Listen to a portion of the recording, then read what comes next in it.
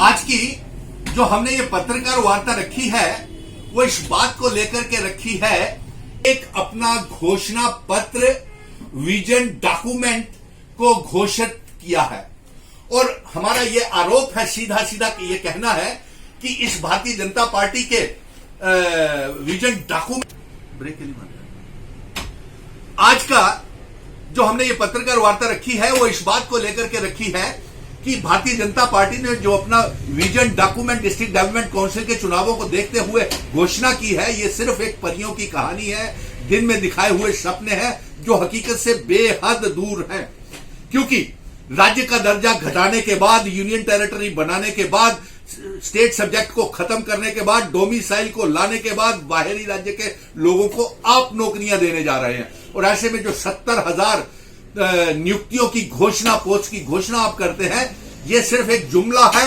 क्योंकि जब state subject नहीं रहा, डोमिसाइल नहीं रहा, कोई बैरियर नहीं रहा, तो आप कैसे जम्मू कश्मीर के लोगों को ही, जम्मू कश्मीर के बच्चों को सरकारी नौकरियां देंगे?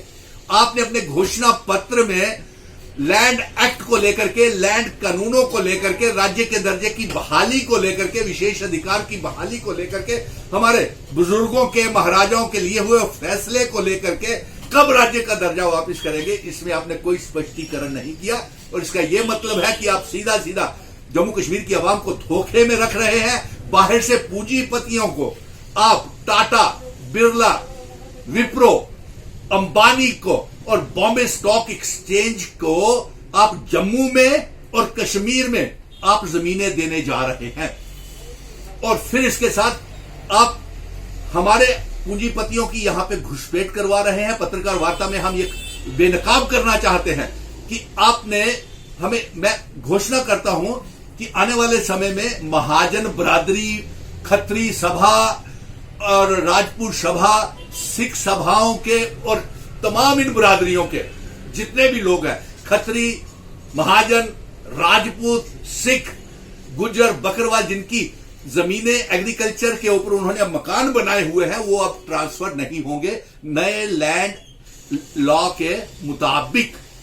यानी कि बाहर के लोग आकर के बिना स्टेट सब्जेक्ट, बिना डोमिसाइल के यहां पे आकर के जमीनें ले सकते हैं, लेकिन जो हम रहने वाले हैं, हम जमीनों के अधिकारी नहीं हैं।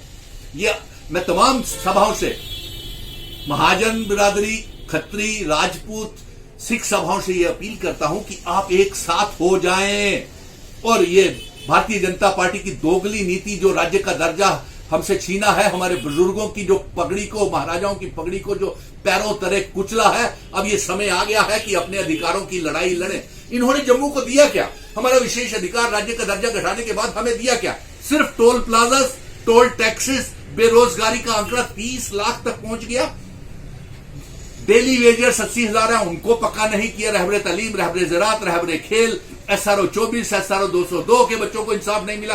कॉन्ट्रैक्चुअल लेक्चरर्स को इन्होंने निकाल दिया। बिजली की प्राइवेटाइजेशन ये करने जा रहे हैं, हम इन्हें कहां कहां पे रोएं। इसलिए मैं आपसे गुजारिश करता हूं कि मैं सुनील डिंपल मिशन स्टेटहुड लेकर के चल रहा हूं और मेरे मिशन स्टेटहुड का समर्थन करें। एक प्लेटफॉर्म के ऊपर सारे लोग, मैं सभी को अपील करता हूं, chamber of commerce, bar, Congress, national conference, अपनी पार्टी की मिशन स्टेटहुड के बैनर के तले आ जाएं और अपने अधिकारों की लड़ाई को लड़ें। और इसके साथ साथ मेरा जो रोड मैप है मिशन स्टेटहुड का, वो ये है कि हम जम्मू कश्मीर और लद्दाख, जम्मू कश्मीर रियासत, मां के ये 3 बेटे हैं, हम इन्हें फिर बुजुर्गों की विरासत को इकट्ठा करेंगे और जो पीओके, गिलगित, बल्तिस्तान, अफगानिस्तान तक हम अपने जम्मू कश्मीर की जमीन को वापस लेंगे और जम्मू कश्मीर के नए नक्शे पे शामिल करेंगे। आज की जो पत्रकार वार्ता हमने इसीलिए रखी थी कि भारतीय जनता पार्टी ने जो घोषणा पत्र निकाला है, अपना जो विजन डॉक्यूमेंट है, यह परियों की कहानी, दिन में दिखाए हुए सपने और जुमलों के ज्यादा कुछ नहीं है। इसलिए इनका कोई अधिकार नहीं बनता कि इन्हें डिस्ट्रिक्ट डेवलपमेंट काउंसिल के चुनावों में वोट किए जाए, क्योंकि इन्होंने हमारे डोगरा रियासत का इतिहास खत्म किया। लैंड एक्ट को लाकर के डोगरा रियासत की पगड़ी को अपने पैरों तले कुचला। यही संदेश आज की पत्रकार वार्ता के माध्यम से मैं जम्मू कश्मीर की आवाम को भेजना चाहता हूं। जय हिंद, जय भारत, जय मिशन स्टेटहुड।